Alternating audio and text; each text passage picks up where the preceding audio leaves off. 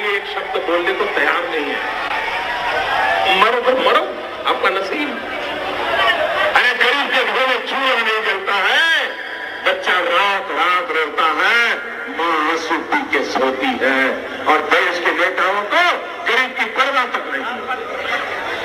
ये गरीबी का हाल कर दिया है। वोट करने जाए तो जरा घर में जो गैस सिलेंडर है ना, उसको जरा नमस्कार करके जाइए। गैस सिलेंडर छीन लिए इन लोगों ने। और अच्छा, ये जो आवाज़ थी, इस आवाज़ को आप लोग बखूबी पहचानते होंगे। ये आवाज़ है हमारे देश के जाने माने प्रधानमंत्री नरेंद्र मोदी जी की, जो कि अक्सर सुर्खियों में रहते हैं। तो आवाज़ तो सभी लोग पहचानते होंगे। अब ये महंगाई के ऊपर बात कर रहे हैं, लेकिन ये बात जो है थोड़ी पुरानी है। ये बात 2014 के पहले की, जब प्रधानमंत्री हुआ करते थे डॉक्टर मनमोहन सिंह जी। तो उस समय के प्रधानमंत्री जी के ऊपर माननीय नरेंद्र मोदी जी ये कह रहे हैं कि महंगाई इतनी उस समय थी कि प्रधानमंत्री के द्वारा महंगाई का म भी नहीं बोला जाता था। चूँकि उस समय के जो प्रधानमंत्री थे डॉक्टर मनमोहन सिंह जी अनेकों बार प्रेस कॉन्फ्रेंस कर चुके थे, वो भी खुली प्रेस कॉन्फ्रेंस।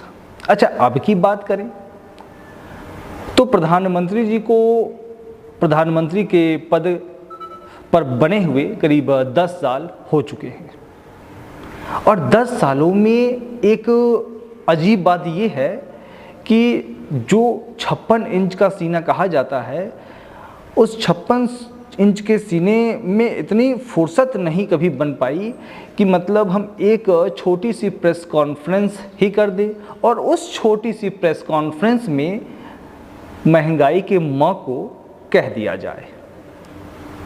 क्योंकि उन्हीं के द्वारा ये कहा गया था कि जो देश के प्रधानमंत्री हैं वो महंगाई का म भी नहीं बोल पा रहे हैं।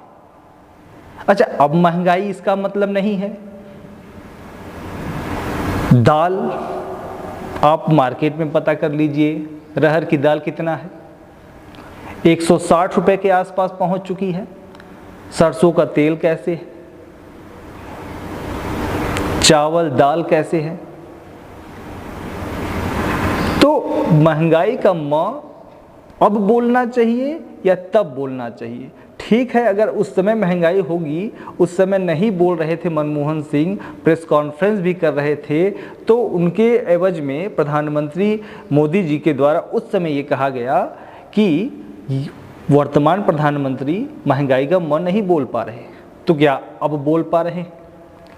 या तो ये दो बातें हो सकती हैं कि अब महंगाई नहीं है। अच्छा, महंगाई अगर नहीं है, बहुत ही सस्ती दरों पे सभी चीज़ें मिल रही हैं, तो फिर क्या ज़रूरत आन पड़ी कि देश के 80 करोड़ प्लस लोगों को 5-5 किलो राशन देने पड़ रहे हैं, मुफ्त के राशन। अगर सस्ता रहता या देश की जनता एकदम खुशहाल रहती, सभी के पास रोजगार होते, तो फिर 80 करोड़ प्लस लोगों को कभी भी 5-5 किलो राशन देने की जरूरत तो खुल के बात करनी चाहिए। 2024 के लोकसभा चुनाव की जो टाइम टेबल है वो चल रहा है, जून में रिजल्ट भी आ जाएगा। लेकिन जब प्रधानमंत्री जी जाते हैं भाषण देने, तो भाषणों में वो क्या कहते हैं कि कांग्रेस की सरकार अगर बनी तो वो महिलाओं के मंगलसूत्र को बेच के उन्हें देगी जो ज़्यादा बच्चे पैदा करते हैं। अच्छा, आप ही बताइए, 70 सालों से कांग्रेस, मतलब 70 सालों से कहना है कि कांग्रेस से राज कर रही थी, तो 70 सालों में कभी भी ऐसा हुआ? वैसे 70 साल कांग्रेस राज नहीं की है, 50-60 साल करीब राज की होगी। तो उन सालों में क्या कांग्रेस ने कभी भी इस तरह की परिस्थितियां पैदा हुई जिससे महिलाओं को कभी भी असुरक्षा महसूस हुई हो? कभी ऐसा महसूस हुआ हो कि उनका मंगलसूत्र खतरे में है या छीना गया हो? कोई एक रिकॉर्ड आप बता दें जिससे ये बात स्पष्ट हो सके कि प्रधानमंत्री जी की बातों में थोड़ा सा भी दम है। ये ऊल जलूल भरी बातें, खास तौर से उस समय जब आप 10 साल पूरा करके आ रहे हैं, तो 10 साल जब आप पूरा करके आ रहे हैं तो ये मंगलसूत्र हिंदू मुस्लिम की बात अगर छोड़ के आप मुद्दों की बात करते कि आपने 10 सालों में क्या किया, तो ज़्यादा संतोषजनक होता। जनता उन मुद्दों पे आपको सपोर्ट करती अगर आप ये होते तो। बशर्ते ऐसी कोई बात ही नहीं है। यहां आपको मुस्लिम पक्ष से बहुत चिढ़ है। हर व्यक्ति के आसपास, हर परिवार के आसपास, हर गली मोहल्ले में जरूर कुछ न कुछ मुस्लिम समुदाय के लोग रहते हैं। तो क्या मुस्लिम समुदाय के लोग वहाँ दुश्मन हैं? वहाँ वो कोई ऐसी भावनाएं पैदा करते हैं जिससे समाज में मतलब गलत संदेश जाता हो या असुरक्षा महसूस होती हो? आप सभी लोग कमेंट बॉक्स में कमेंट करें कि क्या ऐसा होता है समाज में। आपकी गली मोहल्लों में अगर मुस्लिम बंधु रहते हैं तो क्या उनसे आपको कोई चिढ़न होती है, या आपको उनसे या उनको आपसे चिढ़न होती है? लेकिन ऐसा माहौल पैदा किया जा रहा है जिससे हम आपस में लड़ें, मुद्दों को छोड़कर हम हिंदू मुस्लिम यही करते रहें। देश का प्रधानमंत्री अगर कोई बनता है तो वो सबका प्रधानमंत्री होता है। एक तरफ हमारे जो प्रधानमंत्री जी हैं उनके द्वारा ये कहा जाता है कि 140 करोड़ लोग हमारा परिवार है। तो क्या 140 करोड़ परिवारों में वो मुस्लिम समुदाय के लोग या उनकी जो संख्या है वो शामिल नहीं है? वो भी शामिल है। तो एक तरफ आप ये कहते हैं कि 140 जो मुस्लिम बंधु हैं वो मतलब ज़्यादा बच्चा पैदा करते हैं और उनको कांग्रेस सरकार लूट के पैसा देगी या छीन के देगी, या मतलब इस तरह की बेफजूल बातें, और एक तरफ परिवार भी कहते हैं। तो ये विरोधाभास की बात है। तो ऐसा कह के आप क्या साबित करना चाहते हैं? देश की जनता वर्तमान चूंकि सोशल मीडिया का जमाना है, सभी लोग सच्चाइयों को परत दर पर खोजते जा रहे हैं। हमें कहीं न कहीं सच्चाइयाँ मिल जाती हैं।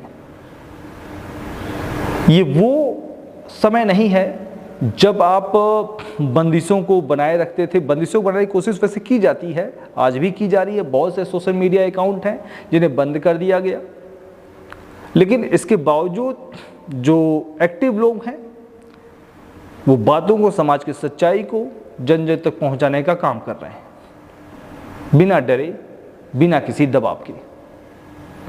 तो एक राजा को इस तरह की बेतर्क वाली बातें करना अशोभनीय लगता है, या करना ही नहीं चाहिए। आपको अगर बात करनी है तो आप मुद्दों की बात करें। आपको बात करनी है तो आप समाज में वास्तव में जो आपके द्वारा किया गया उसकी बात करिए। आप अगर ये कहेंगे कि हमने राम मंदिर बनवाया, तो क्या भारतीय जनता पार्टी ने राम मंदिर बनवाया? एक्चुअल में आप बताइए, आप जनता हैं। राम मंदिर का जो फैसला था सुप्रीम कोर्ट का था, और उसे बनाने की जो प्रक्रिया है, उस प्रक्रिया में भी जो सदस्य थे, कमेटी के सदस्य थे, और जो आम जनमानस के रूप में जो चंदा एकत्रित हुआ उसके द्वारा बनाया गया। तो इसमें फिर उस मुद्दे को लेके उठा के आना, ये कहां तक सही है? तो बात मुद्दों की होनी चाहिए। तो आगामी जो लोकसभा चुनाव जो चल रहा है, इसमें आप जब भी चुनें, हमेशा उस प्रतिनिधि को चुनें जो वास्तव में मुद्दों की बात करता हो। वो हिंदू मुस्लिम कास्टिज्म के ऊपर बात न करता हो, वो आपको उलझाने की कोशिश न करता हो। हमें ऐसा नेता चाहिए, और ऐसा नेता कभी नहीं चाहिए जो नेता सवालों से भागे, जो नेता एक छोटी सी प्रेस कॉन्फ्रेंस नहीं कर सकता। उस नेता से हम क्या अपेक्षा रख सकते हैं? वो जो सिर्फ अपने मन की बात करता हो क्या आप उस नेता से कुछ अपेक्षा रख सकते हैं जो अपने मन की बात करता हो, आपकी बात ना सुनता हो? तो इन सब चीज़ों का हमेशा ध्यान रखें और ये कोशिश करें कि इस बार का जो लोकसभा चुनाव है, ये लोकसभा चुनाव एक बहुत ही अहम चुनाव है। इस चुनाव में आप अपनी प्राथमिकता, अपनी बुद्धि का इस्तेमाल करिए, अपने तर्कों को उठाकर देखिए, पहले की सरकारों को देखिए, वर्तमान सरकार को देखिए कि क्या हो रहा है। तो आज के लिए बस इतना ही। नमस्कार, जय हिंद, जय भारत।